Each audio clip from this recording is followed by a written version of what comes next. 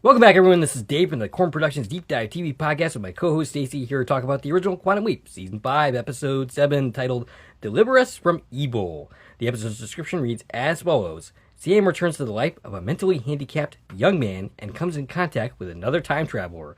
The episode was written by Robin Bernheim, Tommy Thompson, and Deborah Pratt. This is Bernheim's second episode of the series. 3 more to go. The last was Leaping of the Shrew. Thompson, of course, wrote the previous episode and has a couple more episodes this season. And this is Pratt's first episode this season, and she will be responsible for writing the 3 trilogy episodes that are coming up next. The episode was written by, or directed by Bob Hume, the second of 3 directorial stints in the series. The final one is Liberation. The episode takes place on March 19th, 1966, and originally aired on November 10th, 1992. Before we go any further, I'll tell you a couple things. One, this is not a spoiler-free podcast, so if you haven't watched the episode, I highly recommend you go check it out, and then come back and give us a listen. Secondly, if you're listening on the platforms that this podcast is now available on, please follow, and feel free to check out my YouTube channel, Corn Productions, where additional content can be discovered, both Quantum Leap related and otherwise. If you're already on our YouTube channel, please like, share, and comment, and subscribe to our channel. All right, so some sad announcements. Rest in peace for Robert Orkai. Robert Orkai is a science fiction writer of movies. He basically did the Star Trek reboot movie as well as the first Transformers movie. And then we have Gene Hackman and his wife Betsy Arkeba and his dog. And this is, 95 is a pretty good run. That's how old Gene Hackman was when he died. Yeah. 68 is pretty young for his wife. And all of them being found dead at the same time is suspicious, and this is currently under investigation. So there's some weird stuff going on here with that. Well, last I saw, they were suspecting maybe it was carbon monoxide or something. I had read that as well, yeah. Yeah, but as of when we're recording, I don't think they really know yet. Right. And so you have an announcement you want to make? And I know you skipped one. Oh, did I? Oh, yeah. I'm sorry. Michelle Trachtenberg also passed away recently at the age of 39, which is way too young. Michelle Trachtenberg, of course, was Dawn on Buffy the Vampire Slayer. She was also in Gossip Girl and some other things. Harriet the Spy. Oh, yep. And Weeds as well. Yeah, she had a guest starring spot on that. She had a lot going on. And yeah, and that's just... It's been a heck of a week for I know. deaths. Like and, right after the other. One more death that's pertinent to this podcast is Clint Hill passed away this week. You know what? I did not hear about that. Yes, Clint Hill, of course, being the Secret Service agent that Sam leaped into at the end of Lee Harvey Oswald. That's kind of crazy. Wow. The real-life Secret Service agent. He just passed away on Friday, February 21st at the age of 93. Oh, wow. Oh, well, 93 is a pretty good run. Pretty good run. Yeah. But yeah, it's been a sad week for news of people's deaths. Yeah. Yes. But on a happier note, happy birthday to Dave. Thank you. We're a little late. Dave's birthday was this past Tuesday, the 25th, which would have been perfectly timely if we had actually recorded last week when we were supposed to. But we took a week off because I was very sick, so I apologize for that. And I was still kind of recovering myself, so it's good to give myself a time to recover as well. And thank you for the shout out. It's a little weird for me to do it myself, that's for sure. Also, we have a happy shout out for Damon and his wife Amada. Damon, of course, being the owner of the Fandom Entanglement podcast. Yes. Which I recently appeared on. I did Jillian of the Spirits, Sliders, second season episode. Probably is yet to air. Yeah, it hasn't aired. It will air after this episode of ours, I'm guessing. Yeah, I think he was a couple episodes behind still in posting. Yeah, I'm not sure when he's going to drop it. I mean, he's always had issues with getting stuff out.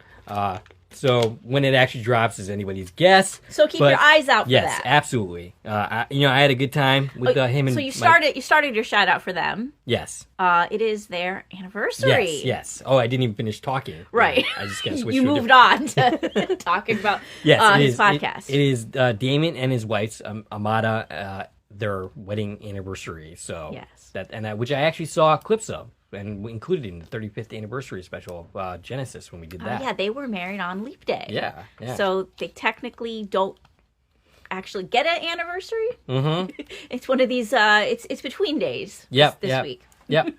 All right. So shout outs in regards to this episode. Okay. So Mimi, in this episode, she's talking about the previous episode, the UFO episode. Okay. We get to see another topic that Sam is into and excited about. We haven't seen him like this since the Curse of Tahotep. Tahotep. Right. And also she went on to say that, you know, he disregards you know, him talking in public when he gets really excited. And yes, that is absolutely true. I just kind of wish that Sam had been a little bit more aware of the fact that he was not helping his host at all at that moment. So Alpa says, late comments because I was out of the country, and you know what? It actually doesn't matter because we didn't record last week, so you got it in just in time, Alpa. So he says he lives in Bellevue, which, hey, by the way, that's where my mom lived. I don't think she's there anymore, and that's where I was when I went to visit her. So yeah, pretty cool stuff. He says, I had no idea you both had WA ties. Actually, I never actually lived there. My mom lives there, and I have just visited her there. But Stacie actually did live there. I did. I grew up in Washington State until 10th grade. So he says, very cool. I was, of course, joking about Bigfoot and not knowing that Stacie grew up there. And I actually thought he was serious. I thought he had actually seen Bigfoot. The next thing you know, you're going to tell me is the tooth fairy isn't real. Anyway, Brian Green, yes. And Anelita, Carmen, Guadalupe, Cecilia, Jimenez. I got that one. Returns in the novels Angels Unaware, so we were correct about that. I knew she popped up somewhere. He also says he does what he's told, and he wrote Styles with the I. And by the way, another shout out for Brian, because after 3 weeks of using the notes that I wrote for him for his website, the Quantum Leap fan site, I realized just how much work he had to do to correct a lot of my stuff. And if it's any consolation, Stacie knows your pain because she's been editing me for 30-something years. Yeah. And by the way, he did originally tell me about my screw up on my notes about referring to Sam's host as his dad repeatedly. And I was going to correct it originally when he said it. But I completely forgot about it until I was actually reading my notes for that podcast. When you were reading them, yes, as we were recording, not yes. even reading them in prep for the podcast. Yep. So, I mean, it was beautifully Dave. Yes.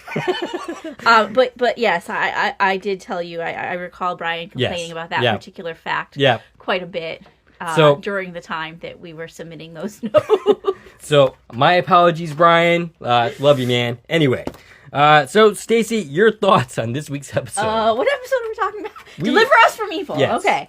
And I said this when we were first talking about, you know, introducing the Evil Leapers. Still not one of the Evil Leapers that I care about. Mm-hmm. I appreciate that we're going back and visiting Jimmy and his family, and the episode itself is, you know, it's okay. I like the stuff that's there. I just don't necessarily love where we're going with the Evil Leaper story. Gotcha. All right, so I feel it's really weird how this episode just kind of ends. Yeah, there's definitely some issues with that. So, all right, not taking into account the execution of the whole Evil Leaper concept, what do you think of the idea of doing it in the first place? I think that it could have been a decent story if they'd done something better with it. Gotcha. But it's hard to judge what they didn't do. Right. Yes. We just have to look at what they did do, and I'm just not a fan of what they did do. Gotcha. Yeah, I don't like how stupid they make Sam Beckett in this episode, particularly when Aaliyah finally shows up. I referred to him as a dumb puppy in my comments towards the end of last podcast. I actually deleted those comments because I was not able to sell what I was trying to say very well. At that point, I was barely able to talk, so I just decided to just delete that from my comments from the end of that podcast. But I did refer to him in that manner in the second episode of the series, where he's basically just telling his future supposed wife, who he's trying to make his wife, like telling him, point for point about the Quantum Leap project and his string theory. And I'm like, Sam, how do you know you're not massively changing history here? What are you doing? But anyway, once Aaliyah shows up, he turns completely stupid. And I'll talk about that more as we get there. But, it's a fun return to Jimmy, for sure. It's fun to see him again. But yeah, do we have anything else to say before diving in? I think we should just go for it. All right. So Sam leaps in, finds himself on a forklift, which he soon drives out of control on a familiar-looking loading dock, and he ends up crashing. Quickly on the scene is Frank, chastising him and calling him Jimmy. Sam recognizes Frank and realizes he once again has left into Jimmy, and gets all excited, saying he's Jimmy while hugging Frank, and Frank says, oh boy, credits. I do really like this opening.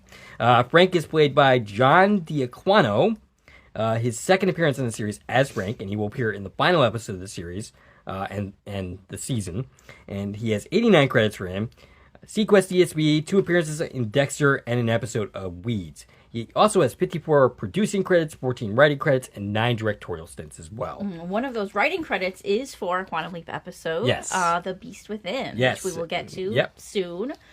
He also is in an episode of Sliders. Oh, yeah, okay. And I think you got the rest of them that I have. Yep. Also reprising the mirror image of Jimmy is Brad Silverman, who will appear in the final episode as well. Only 4 credits for him, and he recently passed away at the age of 58 on July 20th, 2024. That was not the case when I originally talked about Jimmy. Jimmy is probably one of those episodes that you and I are going to go back and talk about, because we did not do that originally together. Yeah, it'll be one of our greatest hits. Yes. Rewatches. Yep. He was in one episode of Curb Your Enthusiasm, yes. and the movie I Am Sam. Yes. Which could be confusing to talk about in this context. Yeah. So, when we come back from the credits, Sam narrates about being back with people he cared about, and who cares about him, but not really, because they don't really know him as Sam Beckett. Right. He was basically like, he feels like he's home. Right. Which is kind of silly. Yes. But also, like, I get it. Yeah. At the same time, I think it would be concerning to leap back into someone you were already leaped into. Specifically since that when you show up at a leap, it's never good news. Right. Something always bad is going to happen. Right, and I think that plays to your whole Sam's being stupid in this yes. episode. Yes. Because his first thought should have been like, oh no, why am I here? Right. And instead he was just like, yay, I'm happy to be here. Right. Frank's secretary, Shirley, asks if Frank is okay. Or actually, he doesn't ask if Frank is okay. If Sam is okay. Frank says he's fine, and Sam concurs. Shirley is played by Kristen Cloak, 40 credits for her, including 2 appearances on The X-Files, 1 during its initial run, and 1 episode in the Revival series. She was in another Bakula series, 1 episode of Men of a Certain Age, and a regular on Space Above and Beyond. This is the 2nd week in a row that we have a guest star that was a main character in that series. She was also in Final Destination, and she's in 1 episode of Pretty Little Liars. So she asked if he read his newspaper article yet, and apparently Connie has been giving him newspaper articles to read. He notices on the wall that Jimmy has been named Employee of the Month, Sam does anyway, and he's all happy about that. And he narrates that things have changed for Jimmy, because originally, in his initial leap, no one wanted to accept him, and now he has. Now he has we know it's been 2 years since he was last here, and things appear to be going great. And again, he's not acknowledging that something's probably wrong that he's here. Yes. Al appears 3 minutes and 53 seconds in to tell Sam how amazing this is. In over 80 leaps, he's never leaped into someone more than once. And, Oswald? Yeah, I think he was Oswald 7 times. Right, yeah. It was 1 episode or 2 episodes, however you look at it for us. But it was definitely multiple leaps from their perspective. So, and I think 80 leaps covers, this is probably the 80th episode of the series, I'm pretty sure. Right around there, yeah. Probably not counting, the Lee Harvey Oswald as 2 episodes thing, and the Genesis, and so on and so forth, but... Ziggy doesn't agree with Sam that this is amazing. At least someone has a brain this episode, and is having a meltdown over it. Sam shows Al the article Connie left him, and excitedly says that Jimmy is learning about the space program. Frank overhears, and Sam tells him about it. And then Frank makes a sarcastic comment about Connie forgetting his lunch, but remembering Sam's article, and is giving Sam crap for talking about going to the moon. All right, so... this little bit where Frank is like, oh, don't let Dr. Silverman hear you talking about this. That's not the doctor's name. Yeah, I guess. I don't know what the actual doctor's name, but he's like, all right, so this was happening in 3 years. 2 years. 2 years. They are going to land on the moon. Oh, sorry. No, I thought you were saying how long it's been since Sam. Oh, no. Okay. So in 3 years. I was correcting the wrong thing, sorry. In 3 years, they're going to land on the moon. And the public was generally aware of the space race at this time. with Russia. And, so we're in 1962, we had been to space in 1962. So I'm not quite clear on why this is such... There was a big jump between going to space and landing on the moon. I got you, but why is that such a far-fetched concept? I think it really was, though. Because I think that when it actually happened, people were still like, I can't believe this is happening. Right, and there's still people who believe it was space. Well, sure, but in 3 years, I believe that the general public wouldn't think it would ever actually happen. Like, space travel, yes, but landing on the moon, that seemed science fiction. Gotcha. But, I mean, is having an imagination a bad thing? No, it's not, but... So, I mean, Frank thinks, like you mentioned, the possibility of landing on the moon to Dr. Whoever is going to be a bad thing. Right, because he's overcompensating for Jimmy. And wanting to protect, what Jimmy has accomplished in the last 2 years. Gotcha. Okay. And is worried about him coming off as looking... Nutty? Yeah. Okay. So, Sam says... he was just kidding, and that it was just a game he and Corey played. And it's funny, his Swiss cheese suddenly remembers Corey as well. He seems to remember everything about this family. And it's funny because they were, like, playing Captain Galaxy and stuff, so this isn't too far from something that makes sense. Now, another thing that I just thought of in my notes, this article is specifically about the Gemini space program. Was that the space program that involved the chimps? Was that Gemini? I don't know, actually.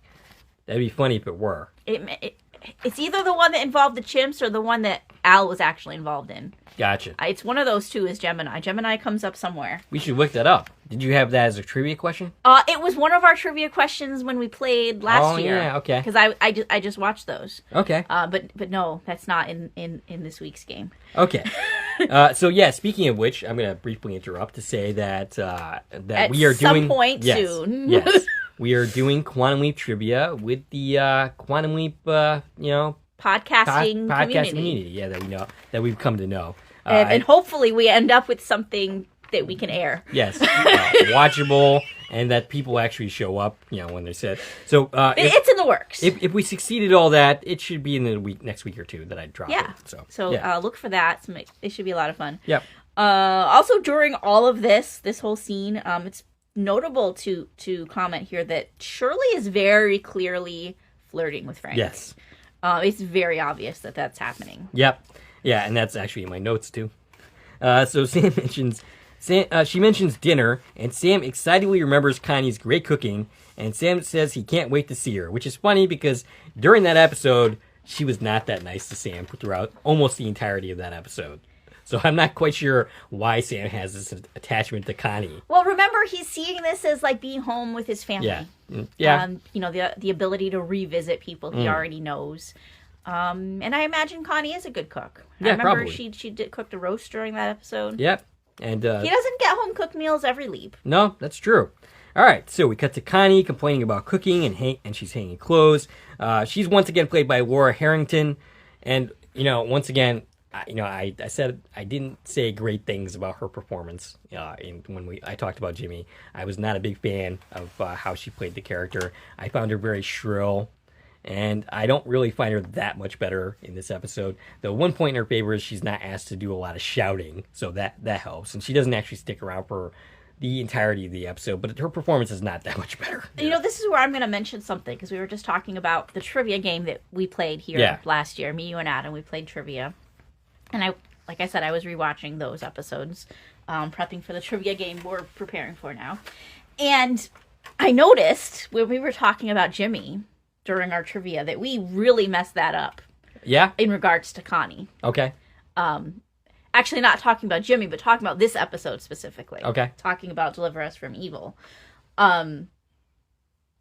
We were debating at one point, like, which characters reprised their roles in this episode. Did I argue against her reprising her character here? Yes, you did. You argued that Laura was not in this episode at all. Well, not Laura, but Connie wasn't in the episode. Well, that the actress. Oh, no, I don't think that's what I even meant. I knew that the actress appeared in that episode, but she's not reprising But the Connie. question was which actors reprised.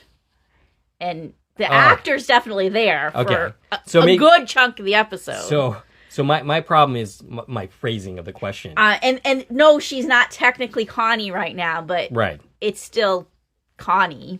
Yeah. Visually. Visually, yes, it's Connie, but she is technically not playing Connie. It's Laura playing Aaliyah, pretending to be Connie. Yes. So it's actually quite a role. Yeah. But yeah, our whole conversation about this in our trivia made us both look really bad because everything I said in argument to you was completely wrong as well. Because I was saying how Connie was there at the end in the second leap.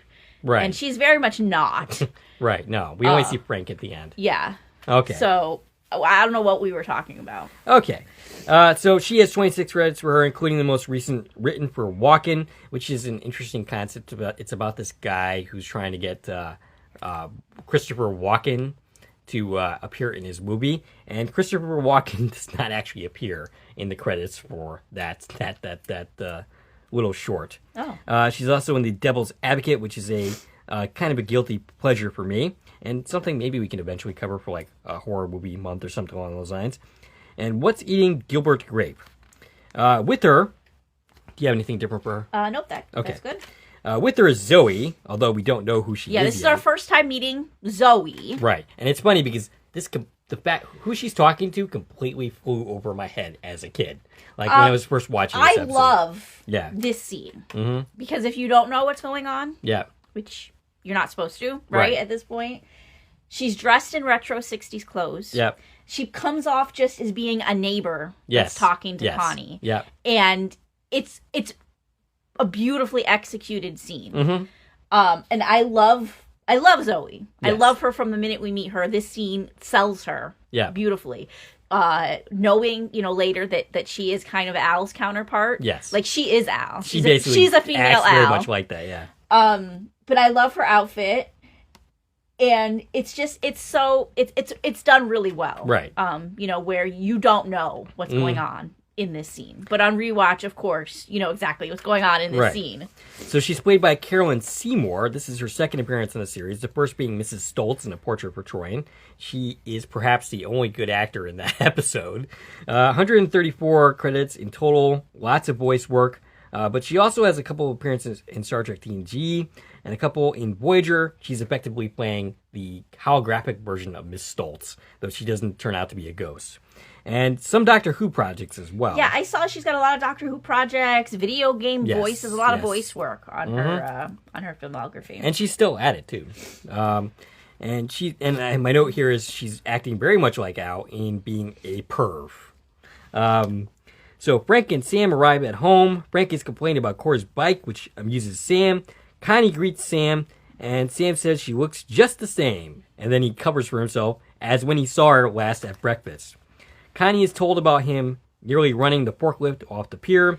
You know what? I didn't pick up on until you just said the same exact line I have in my notes, but just hearing you say it, there's some great mirroring here. Mm-hmm. Just dawned on me how he tells Connie, she looks exactly the same as she did at breakfast. Yeah. That's the same line he gave his mother. Oh, yeah. Okay. In Leap Home. Oh, okay. He was like, you look the same as this morning at breakfast. I think the mom is the one who added that. Yeah. So that's like it's like he's pulling from that conversation, which is funny because he's comparing this leap to going home. Right. Yeah. That makes sense. Nice. Nicely done. So the cooking, however, turns out to not be quite the same, as Woman's Lib has now hit, and she's been cooking TV dinners, which Sam wolfs down, having enjoyed it back in the day. Nobody else here seems to enjoy it as well. Nobody else seems to enjoy it. And we see Corey for the first time, played by Ryan McCorder. This is his second to last acting appearance and his second time on this series. His last appearance is a single appearance in a TV show called Phenomenon, which I do remember. And he would work as additional crew also till 2002. He worked in the Teenage Mutant Ninja Turtles movie. He's credited as being part of the Loop group. I saw he did a lot of ADR voice work. Yes. Which is interesting. It is. He was also in the movie Ghost Dad. Do you remember that one? Yes.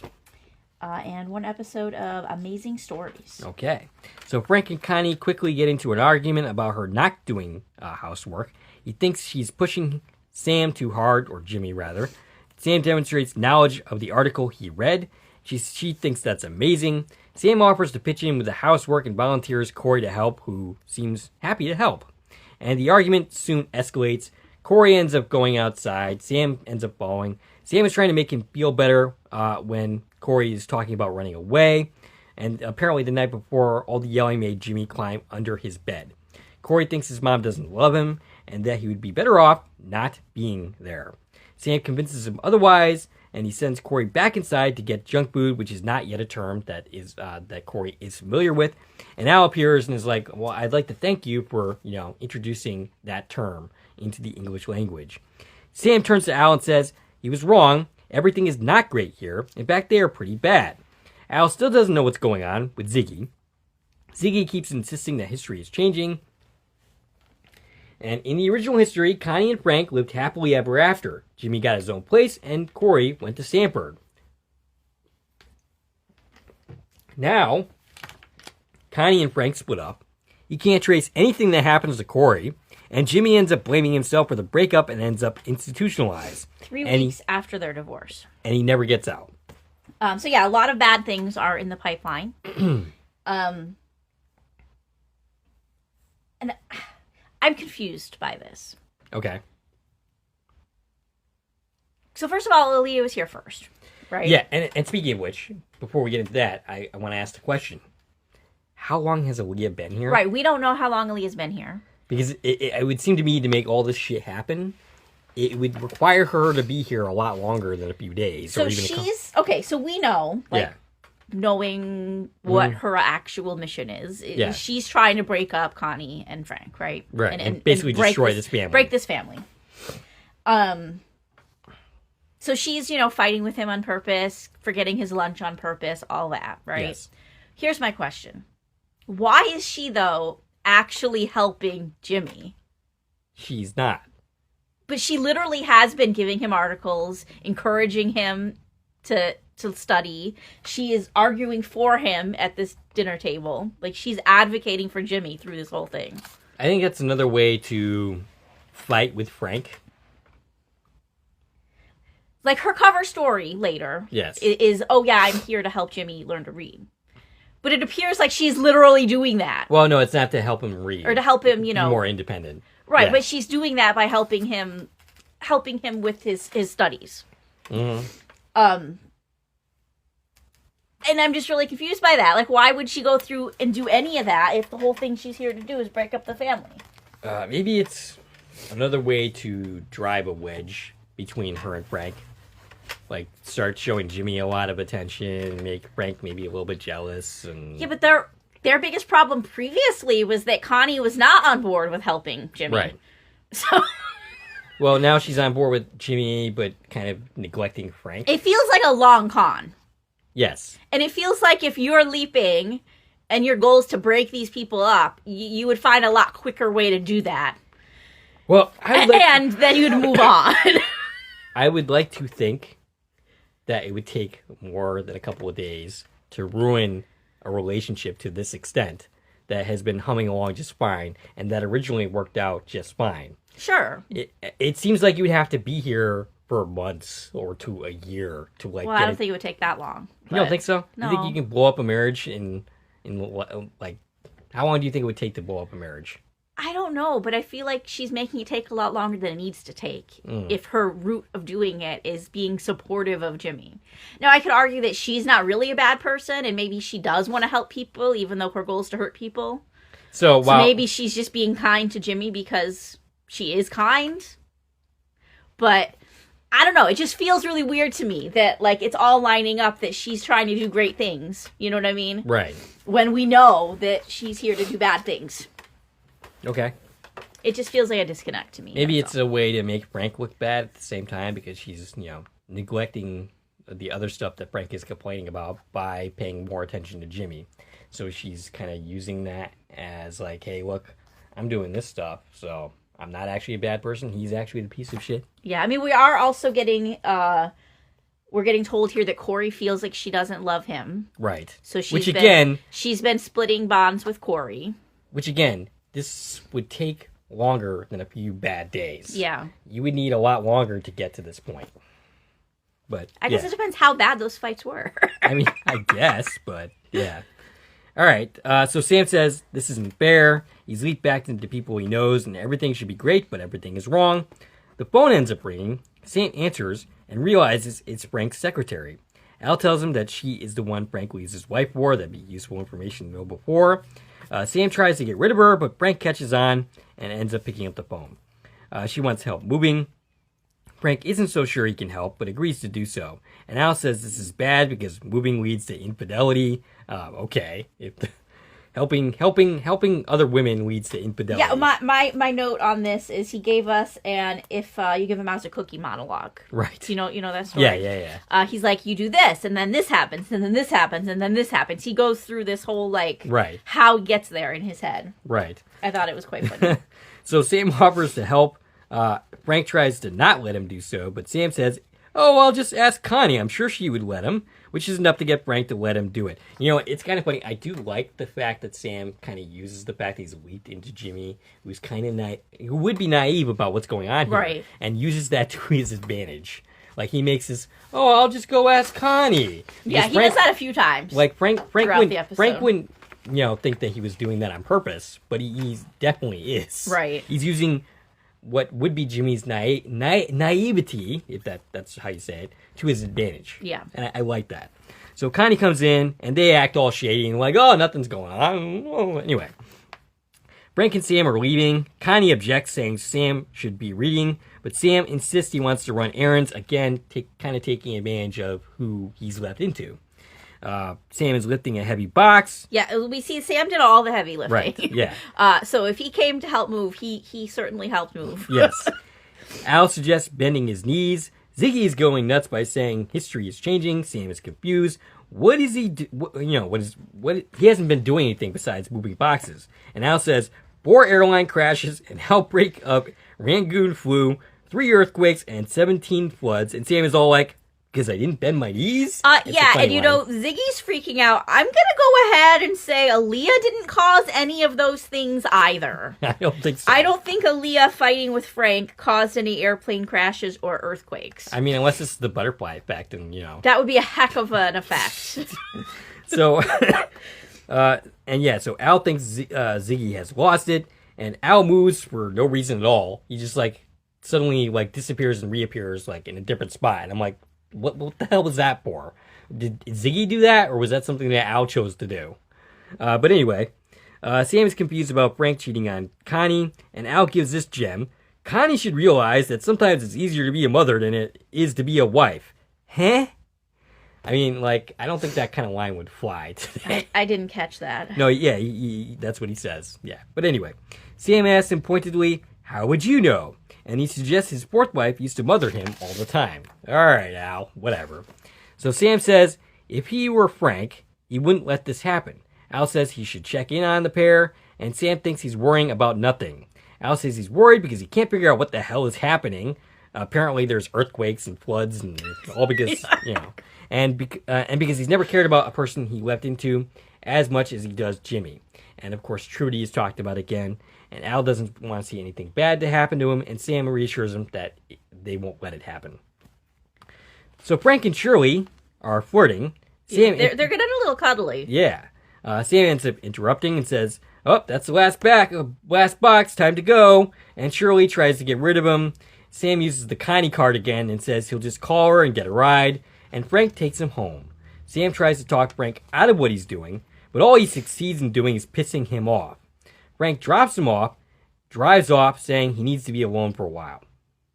Sam comes in, helps Connie with a TV dinner, and basically tells her how to do it, and warns Corey is staying with a friend. Sam asks, which one? And why is he asking that question? What would that mean to Sam? He wouldn't understand the answer. Does he know any of Corey's friends? So Sam tells her they need to talk about her and Frank. Sam tries to fix things through Connie. It doesn't seem to be working when they touch. And we see her morph into an entirely different person, who turns out to be Aaliyah, played by Renee Coleman. 15 credits for her, including A League of Her Own, the Watcher, and Matlock. And of course, reprisal in the other two Evil Leaper episodes in the series. Right. And who's Harry Crumb? Oh, okay. So they are confused and ask who each the other person is. She tells them that she is Aaliyah, and Sam says who he is and asks where did she come from. She says the future, and Sam starts to ask questions when Zoe appears through the imaging chamber door. And we realize she's a hologram. Right. Zoe is impressed by the person that has replaced Jimmy. Yeah, she apparently really likes Scott Bakula's looks, and I don't think she's alone in that. Well, because remember, she's Al. Right. She doesn't realize that Sam is Jimmy, and Sam catches on to the fact that she's talking to a hologram and gets all excited. Zoe doesn't want Leah to tell her anything, and then she takes off. This is the same thing that Al should be saying to Sam, but he doesn't. Not really. Al appears, and they go through the same exact routine. Al says Ziggy is just as shocked. He thinks that when they touch, there was some electromagnetism, and now they can see each other. Yes, but note that the holograms can't see each other, and they can't see or hear each other's holograms. Right. Which makes for some interesting scene work. Yes. And all of these parties, I think, did a great job acting this. Yeah. That had to be really confusing. Yes. When there's this many actors in a room, and you got to remember who you can and cannot see and hear. Right, yes. So Al says he has a bad feeling about this. Ziggy has no record of any other time travelers. Sam clearly is transfixed and, on Aaliyah. He's telling Al to go back to the project. Al says he's going to go back and try to figure out who Aaliyah is. In the meantime, to try not to forget why he's there. And Sam replies, you too, and Al's like, oh, yeah, boy. He definitely forgot why he's there. Yeah, and if I were Al, I'm not entirely sure that I would leave. I think I would stick around and be a pain in Sam's ass right now. Yeah. And, at this point, maybe I don't know if I should talk about this now or should I'll wait. Okay, so we also during all of this got the name Lothos for the first time. Yes. Which is the Evil Leaper's version of Ziggy. That's their computer's name is Lothos. All right, so Sam explains the story and asks her how she got there and describes a similar Swiss cheesing effect. And Sam reveals he's been here before. Sam asks about her current assignment, and she says she's came back for Jimmy to help him become more self-sufficient. He says he's there to save Connie and Frank's marriage. She says that Lothos says everything works out fine, and he thinks that maybe their data isn't up to date. And she insists that it is. All right. Sam is completely stupid here. Once Aaliyah shows up, all the blood drains out of his brain and goes straight to his nether regions. I get his excitement to meet another time traveler. I get that also.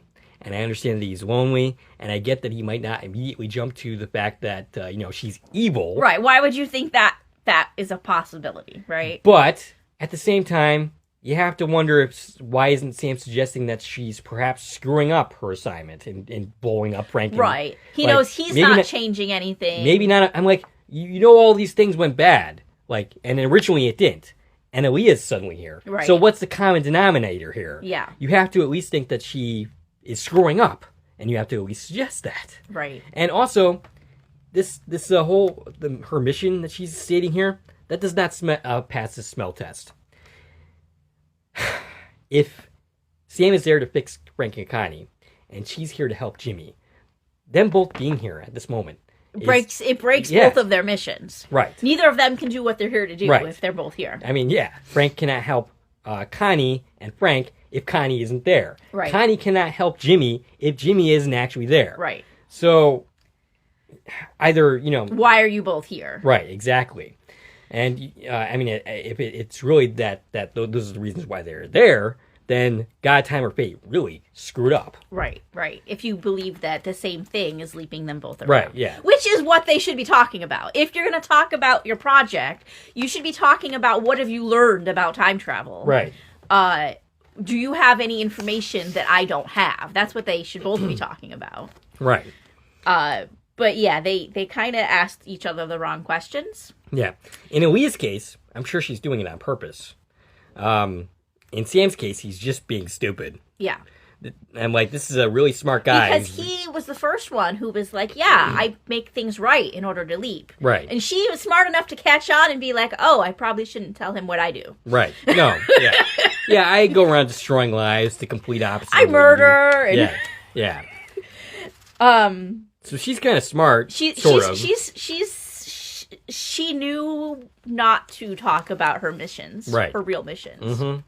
So Al appears in to tell that Frank is about to fall off the fidelity wagon. Sam says he has to go. She tries to prevent him, saying, "Oh, Waltos is saying everything is fine." But Al and Sam are both surprised that Frank went back to Shirley's apartment.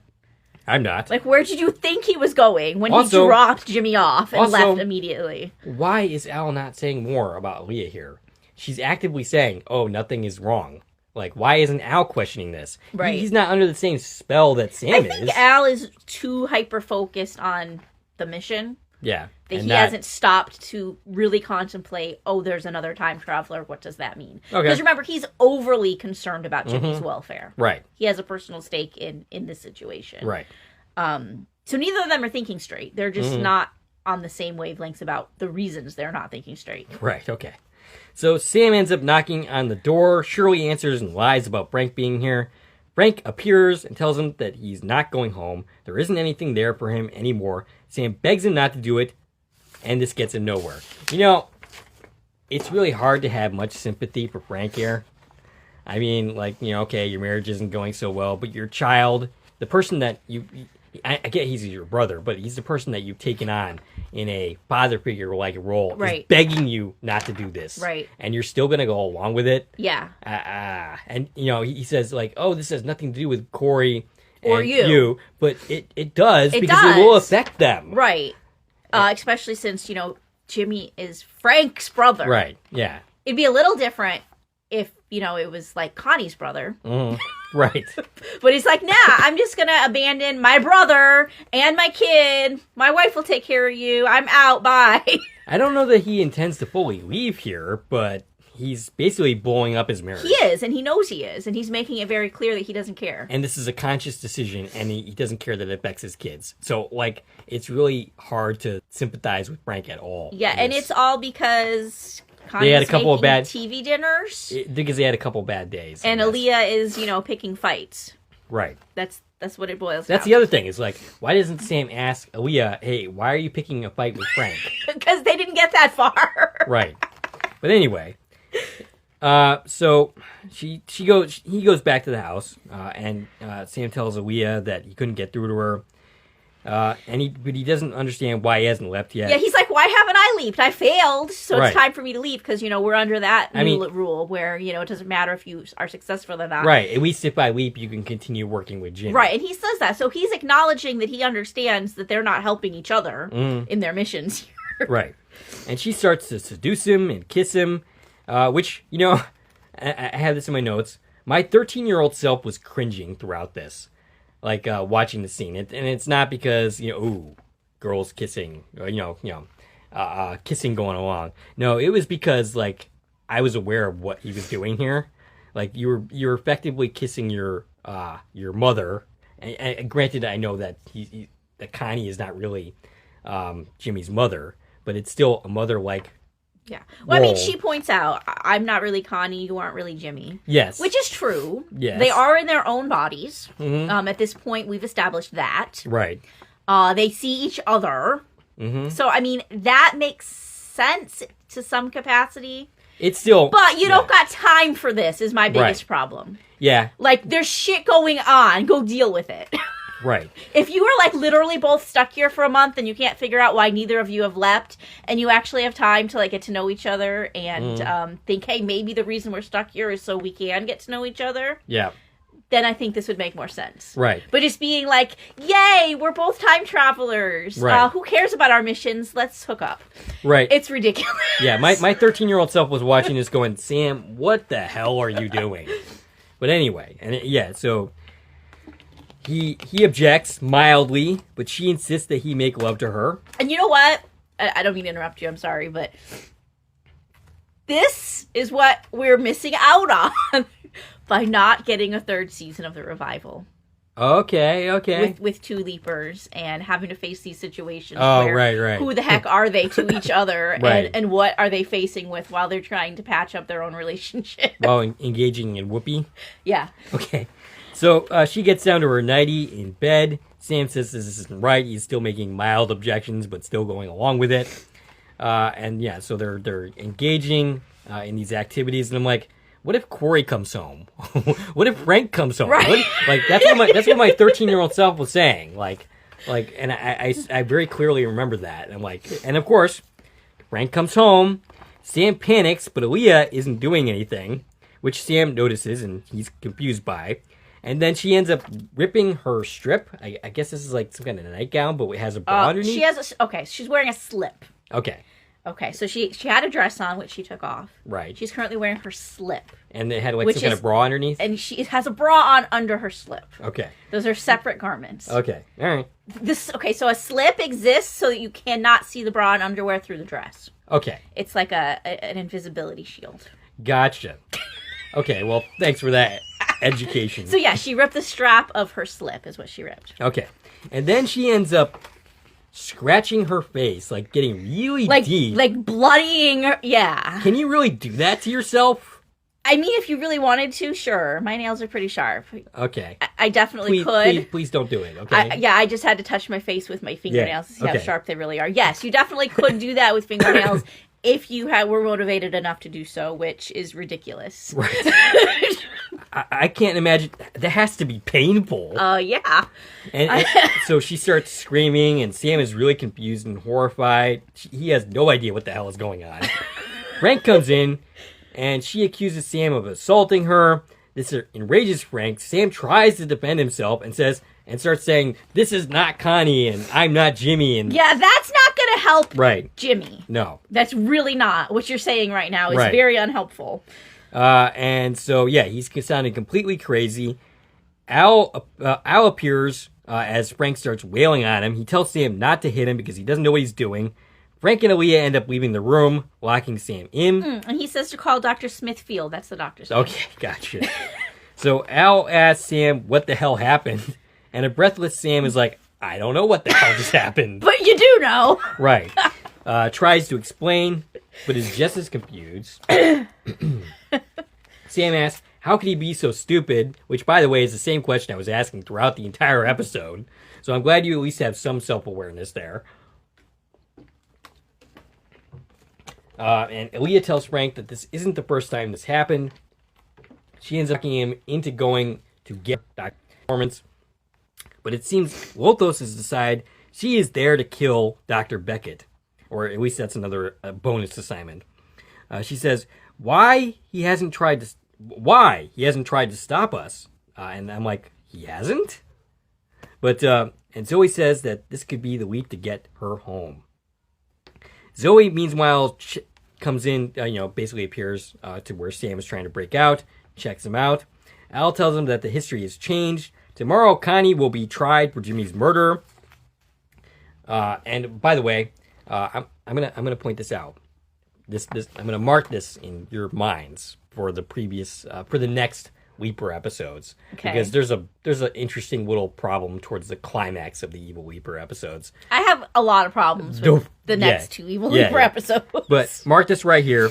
So Connie's gonna come in and shoot Jimmy. And so Jimmy is going to be dead. Yeah. Sam is going to get shot. Jimmy is going to be dead. Right. I'm going to mark that in your minds. Keep that in mind for the next Evil Leaper episodes, specifically the finale. All right. Aaliyah comes in with a gun, asks about Al. And Al says, oh, yeah, you bet your booty I'm here. And Sam asks that Al says that she is going to shoot Jimmy. Why? Aaliyah brags about her winning. And basically she says she's killed many people. And Al says that she is his opposite, that she's evil. Sam is incredulous that there's a force leaping around in time, ruining people's lives for the fun of it. And when you put it that way, it sounds pretty ridiculous. Yeah. But anyway. And how did they... See, this is what I want to know more about this program that we never get to hear. Right? Like, what is going on in the future therefrom that this project exists? Right. Like, did it start the same way as Sam's project, where we just got caught up in it, and then they somehow came to the conclusion that you have to do evil in order to leave? Because how do you get there? I don't know. I don't know. Or was that the purpose of the program? Well, I mean, like, from some comments that she makes here, Zoe specifically, saying that she climbed up from hell. Yeah. Are we supposed to take those comments literally? I don't know. I'm so confused Right. about these people and what the heck is going on with them. Like, did they die and go to hell and then get recruited for this project? I don't think so. Right. Oh, I think that the package is here. Adam's package has arrived. So, Sam tells her he can't kill him, or she can't kill him. They only exist because of each other. He thinks that they would cancel each other out. Yeah, he's like, if I die, you die too. Right. Okay. I don't know that Sam believes any of this. I think he's just trying to make a plea to Aaliyah, get inside her head. Yeah, but it doesn't make any sense at all. No. None of the words coming out of anybody's mouth during this scene makes any sense to me. So, yeah, he thinks that there's a person inside her that feels the same way that he does. He tells her that she has the power to not pull the trigger. Zoe, meanwhile, is arguing the opposite. He says she isn't evil. Whatever trapped her in time is.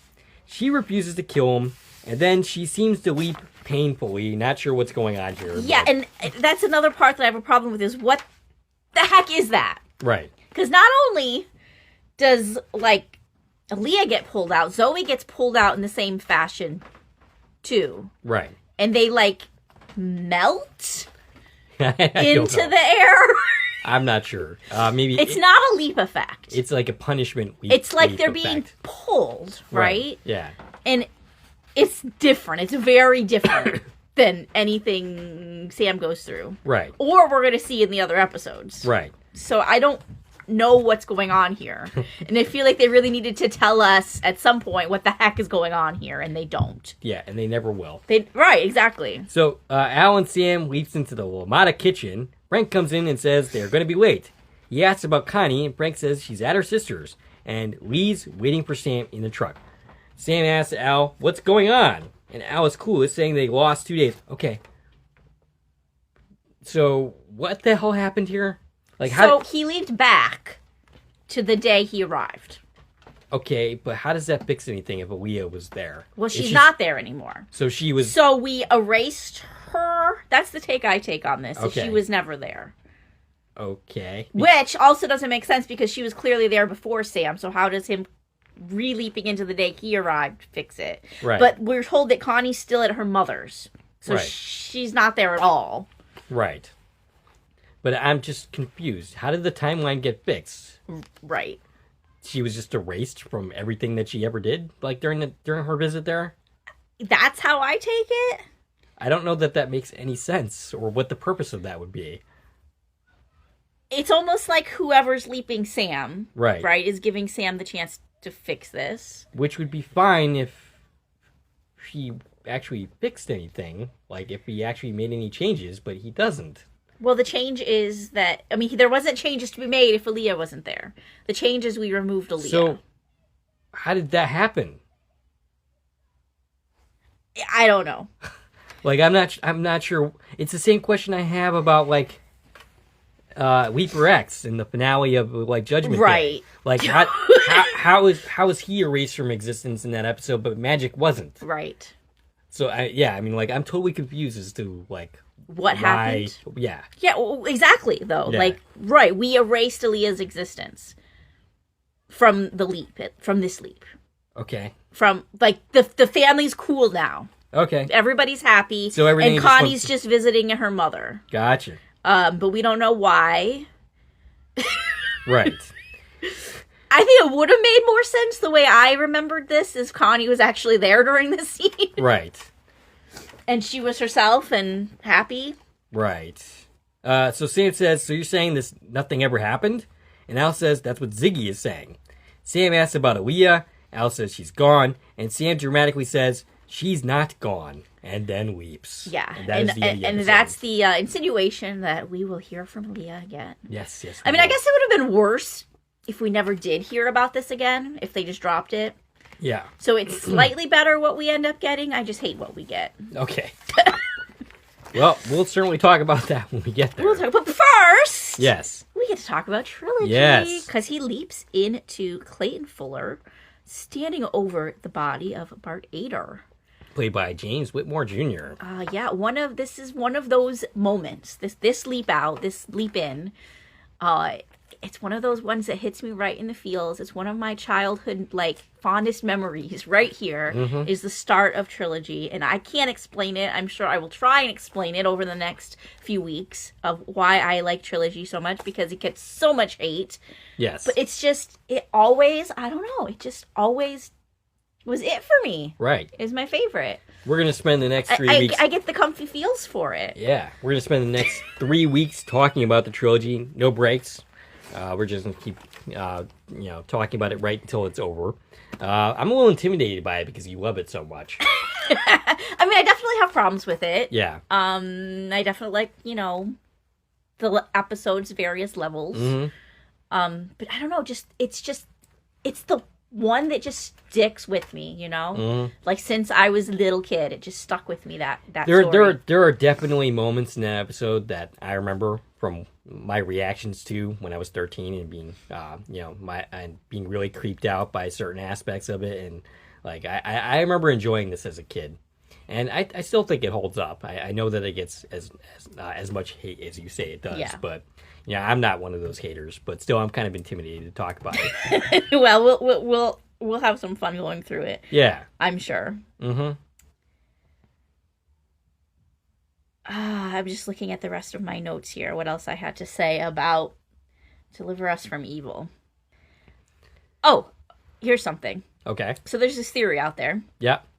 That Lothos was created as a result of Starlight Starbright and Sam divulging information to the federal agents. Okay. Yeah. What do you think of that? Maybe. I always kind of thought Lothos was like Ziggy, except kind of corrupted. Like somewhere down the line, it was Ziggy was rediscovered. Ziggy was the mole? Yeah. Well, Ziggy was rediscovered and kind of made into Lothos. But... So you were saying that Lothos literally is Ziggy? Yes. Well, I think the revival thwarts that. Yeah. Because we know Ziggy just sat in a warehouse for 30 years and then was reworked into Ziggy Run Slow. Right. The crappier version of Ziggy, which is maybe part of Ziggy was stolen to become Lothos, and that's why Revival Ziggy sucks. Mm-hmm. Is because it's not all of Ziggy.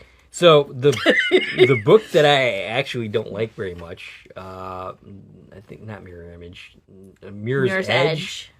That a book that really pissed me off, specifically how it ended because it just bled right into Mirror Image.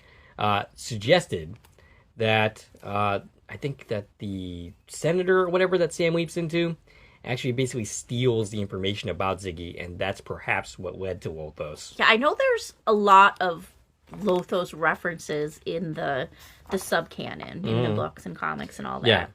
Yeah. But if we're just talking the show, the actual canon, it makes sense, this theory, that in the very last leap, he told a bunch of government agents exactly where he's from, exactly who he is. Yeah. And it leads to the very next leap is, hey, guess what? There's a new time travel thing happening. You know what? That actually, I think that works pretty well. Yeah. Now that you say it that way. Right? Yeah. Because this didn't exist until it did. Because otherwise, why didn't he meet her before? Right. My other question is, all of these people that Aaliyah has already leapt into, she said she's already broken up a bunch of marriages and killed a bunch of people and all these evil things she's done. Were they all related to Sam's leaps? Or just this one? Well, that's an interesting question. Was it literally her following Sam through time and ruining things? Or perhaps it was the other way around. She was ruining things and Sam was fixing them? Yeah. Maybe. All of these things he's fixing weren't actually broken the first time around? Yeah, perhaps. She broke them? Yeah. And that's why he's being sent to fix them? Because they weren't actually supposed to be broken? Perhaps. I mean, there's some episodes that theory would definitely not work with. I don't think that episode where basically it was about grief and their son had died and she eventually went on to have an affair with Dr. Thou Glasserman. shalt not. Yeah, thou shalt not. I don't think that would quite work as a Leah. Maybe Leah killed the kid. Maybe. I forget how he died. But if that's the case, why not go back and fix and save the kid rather than fix the aftermath? Right.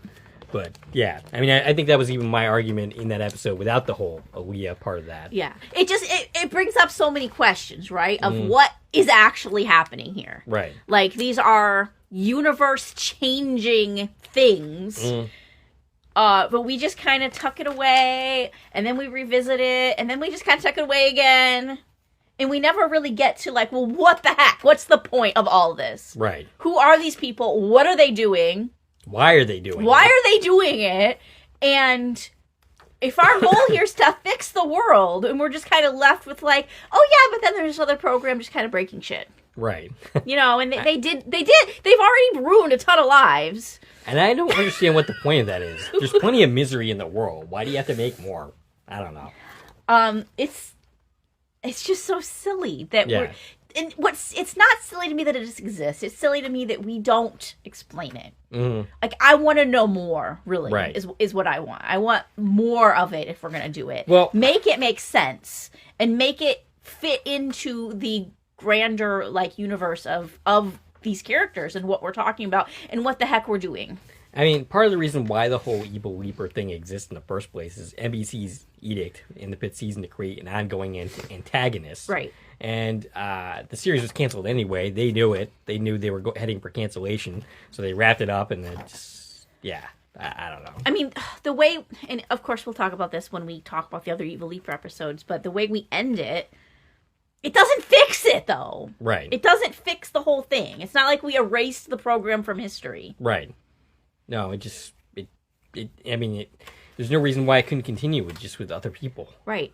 Yeah. And all the things they already did bad still happened. Yeah. So, what's up with that? I don't know. And, like, maybe this should have came up at Al's place, the bar. Yeah. In Mirror Image. Perhaps. Like, if we're going to talk about, like, what's really happening with leaping, maybe we should have addressed the concept of evil leaping there in some capacity. Right. Yeah, I don't know. Like, we're never really going to get answers to these questions. We're not. I mean, I suppose we could ask Deborah Pratt, like, what the idea was here, but, I mean, yeah, it's potential that she could be joining us for trivia, so. Well, I'd say don't spoil that, but by the time this airs, it's okay, because it's going to have already happened. Right, yeah. But we don't know if that's going to happen. Right. So, it's a possibility. Yeah. And then in the revival, of course, we bring it up, but we don't... bring up the Evil Leapers. We double down on canonizing the Evil Leapers within the revival. And yet... By name. Right. Like, Leah and Zoe's names are on the screen. Right. Leaper X, however, was not an Evil Leaper. We were told about the Evil Leapers simply for the purpose of telling us Leaper X wasn't one of them. Right. Basically. They were, like, telling the audience, yes, we're acknowledging Evil Leapers exist, and this isn't that. Mm-hmm. And then we washed our hands of the whole thing again. Right. And never brought it up again. Yes.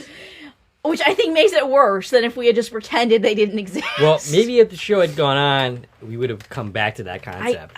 I like to think so. Yeah. Like, just for the sake of explaining. I want things explained. Yeah. So I hate loose ends. Yeah, yeah. And there's just so many of them in this franchise. Mm-hmm. Which, you know, I love Quantum Leap and I love everything about Quantum Leap, but if there's something that drives me crazy, it's when we have these kind of loose ends that we just don't explain. Yeah, there are plenty of, unfortunately, hanging chads throughout the series. Yeah. Because it never got a chance to tell its full story. Right. Yeah. All right, do we have anything else to say before concluding?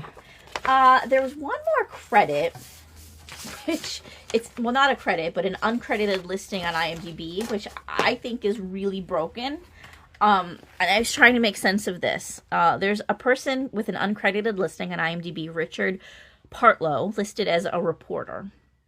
And I couldn't find anywhere in this episode where there was anything being reported. He's actually listed as a reporter in 5 episodes of Quantum Leap. Interesting. And I'm gonna go out and say this is just a case of IMDb having something wrong. Okay. So, like, I took these notes, the IMDb notes prior to actually doing the scene-by-scene notes, and I'm looking in the scene for, like, was there a reporter somewhere? I didn't find one. I didn't find any voice anywhere of any kind of news broadcast or anything. Mm-hmm. Did you? I mean, you weren't looking for it, but no. Apparently he's also listed for Promised Land, Return of the Evil Leaper, Goodbye Norman Jean, and Leap Between the States, which is the hardest one to accept. Because there definitely wasn't any reporting going on in that episode. Yeah. He's listed as a reporter in all 5 of those episodes, according to IMDb. Interesting. So I'm guessing he's a reporter in one of them? Maybe. Or, I don't know. But this guy seems like I don't know what he actually had anything to do with Quantum Leap, but he seems like a very interesting guy. He has 318 sound department credits. Okay. As a Foley artist. Which I had to look up what that meant. I don't know what that means. That is the person who makes background noises for post-production. Oh, okay. So and we've all seen this in, like, other media, right?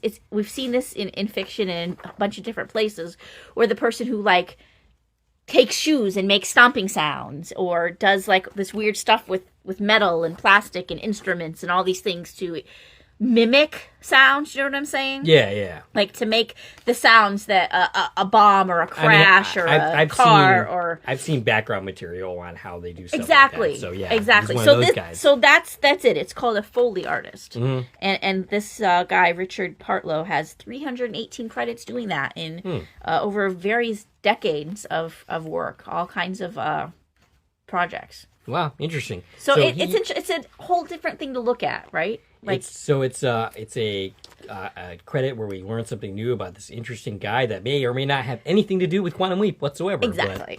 Exactly. But he is uncredited listing on 5 episodes of Quantum Leap's IMDb, including this one. Okay. So take that for what it... I mean, this would be the first one. So 5 episodes this season he's got uncredited listings for. Interesting.